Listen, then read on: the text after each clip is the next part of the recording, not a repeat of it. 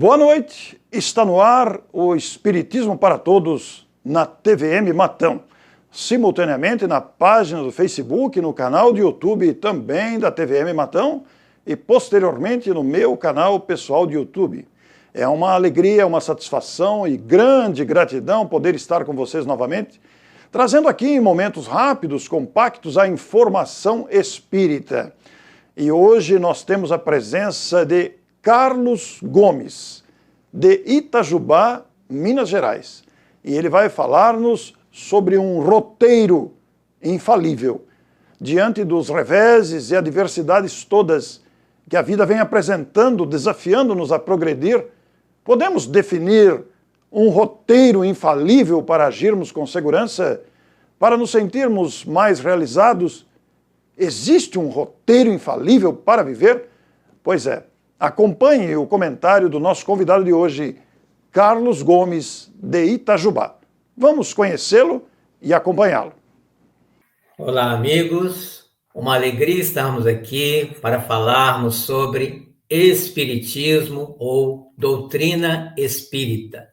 E hoje eu gostaria de falar sobre este livro, que é a terceira obra organizada por Allan Kardec, que é o Evangelho segundo o Espiritismo. E o objetivo dessa obra, segundo o mesmo autor vai nos dizer na introdução, é oferecer um ensinamento moral, relativo à conduta, nosso comportamento aqui na Terra, baseado no Evangelho de Jesus, em suas palavras, em seu comportamento como nosso guia e nosso mestre.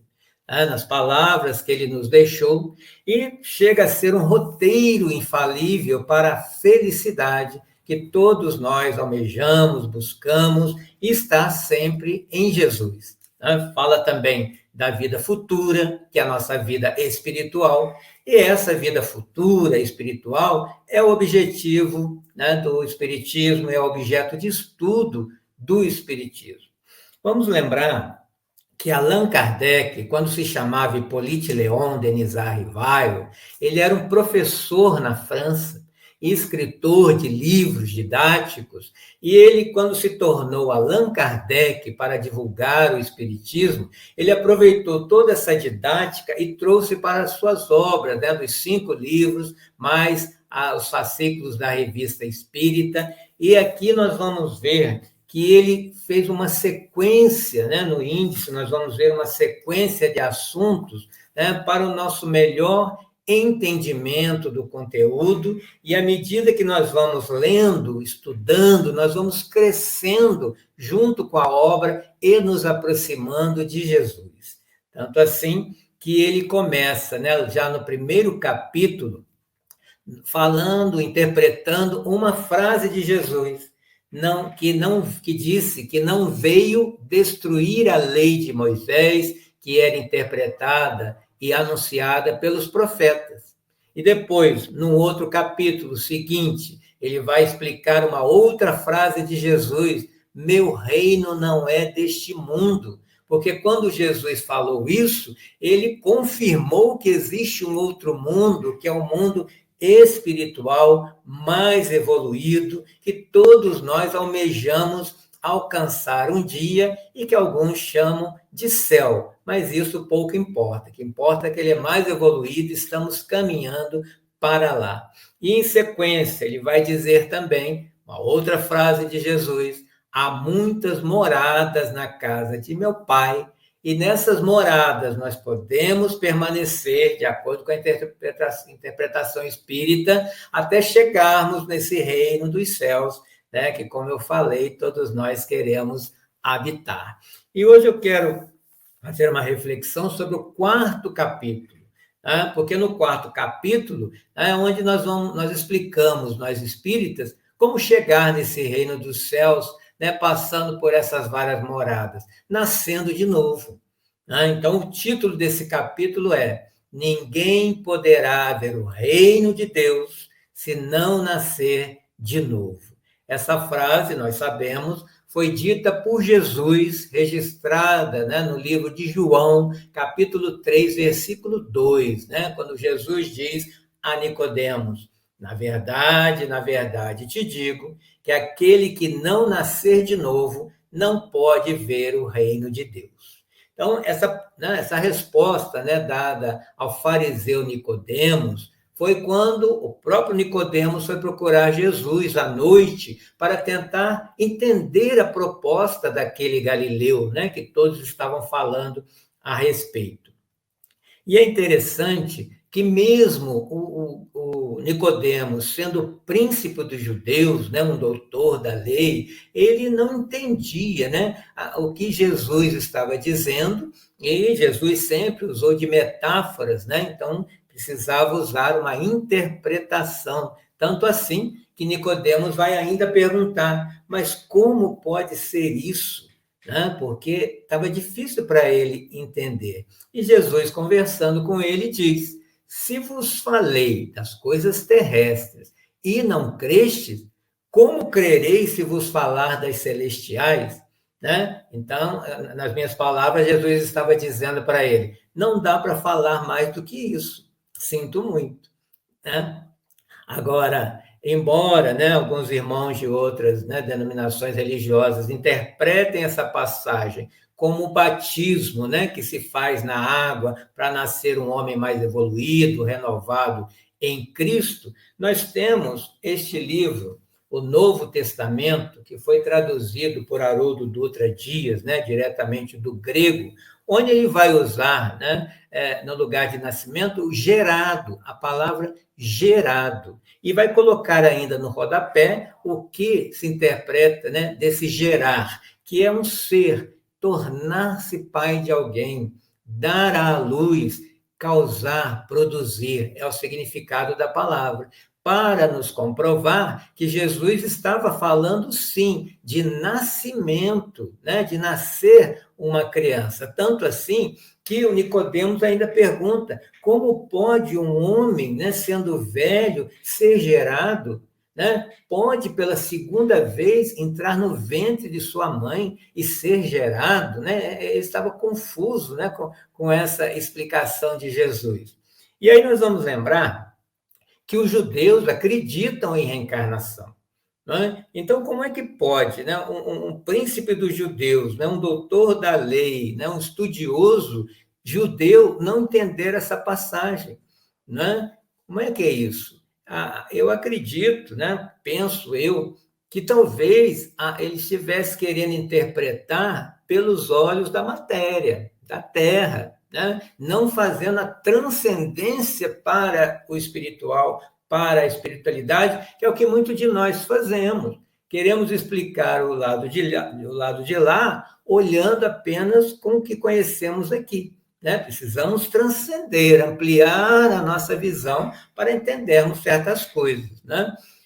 E Allan Kardec vai nos explicar que a reencarnação, né, como eu disse, fazia parte dos dogmas dos judeus. Só que eles não usavam esse nome porque não existia essa palavra à época. Eles usavam ressurreição. Né? E só o grupo dos saduceus, que era um dos grupos, né, dos ramos lá do judaísmo, é que não acreditava, né? Mas o Nicodemos era fariseu, né? Então ele tinha esse dogma, né, como uma verdade. Só que, provavelmente, né, e Kardec confirma isso, os judeus eles tinham uma ideia vaga e incompleta sobre esse tema, né? Porque eles acreditavam que uma pessoa poderia reviver, né, mas não sabiam como. Aí usavam o termo ressurreição. Só que ressurreição dá a ideia de voltar à vida no mesmo corpo, mas o corpo que já estava morto, como é que é isso? Né? E hoje nós sabemos, a ciência está aí para comprovar que materialmente isso não é possível. Né? E nós mesmos, né, estudamos na escola o processo de decomposição, conhecemos os agentes decompositores, né, que vão, né, aquele corpo vai desaparecer, vai voltar para a Terra. Né? Como é que ele pode ressurgir? Né? Por isso que o termo usado pelo Espiritismo, embora não seja criado por ele, é muito mais lógico. Né? Porque ele fala de reencarnação, né, não voltando no mesmo corpo. mas num outro corpo de carne, por isso reencarnar, entrar de novo em outro corpo, só que agora novinho em folha e criado especialmente para o espírito, né? E Kardec vai ainda exemplificar, contando para nós, né, nos lembrando aquela passagem de Lázaro, né, que aí sim pode ser considerado ressurreição, porque acreditava-se que Lázaro estivesse morto, e quando ele volta, né, sob a intervenção de Jesus, ele volta no mesmo corpo. Aí sim podemos chamar de ressurreição. Mas, se nós formos ler em Mateus 17:10, né, quando Jesus sugere que João Batista era Elias, aí sim nós podemos interpretar como uma reencarnação, né, porque ali nós tínhamos dois corpos diferentes, vivendo em épocas diferentes, embora o espírito fosse o mesmo. Por isso que Jesus diz: o que foi gerado da carne é carne, o que foi gerado do espírito é espírito. E Kardec vai citar também Isaías, né, um dos grandes profetas do Antigo Testamento, que vai dizer no capítulo 26, né, versículo 19: aqueles do vosso povo a quem a morte foi dada viverão de novo. Aqueles que estavam mortos em meio a mim ressuscitarão. Kardec chama a atenção na passagem viverão de novo e não continuarão a viver, para não ser interpretada conforme tem sido, né, por muitas pessoas aí. Então, Kardec é enfático quando diz: não há do que duvidar, né? O princípio da reencarnação era o ponto de uma das crenças fundamentais dos judeus, ponto que Jesus e os profetas confirmaram de modo formal, e ele ainda vai sentenciar: negar a reencarnação é negar as palavras do Cristo. Só a reencarnação pode dizer ao homem de onde ele vem, para onde vai, por que está na Terra, e justificar todas as anomalias, todas as aparentes injustiças que a vida apresenta.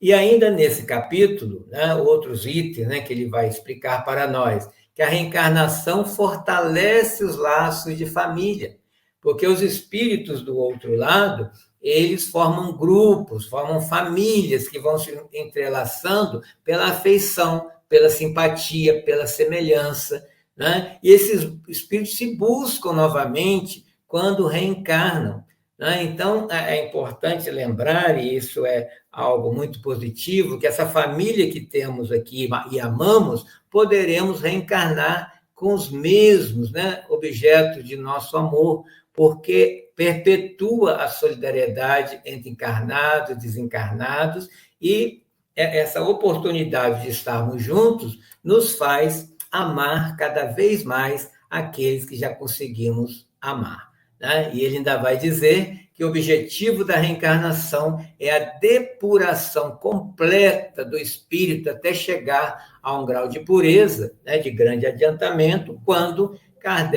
Jesus vai dizer, né, bem-aventurados os puros de coração, porque verão a Deus, em Mateus 5:8.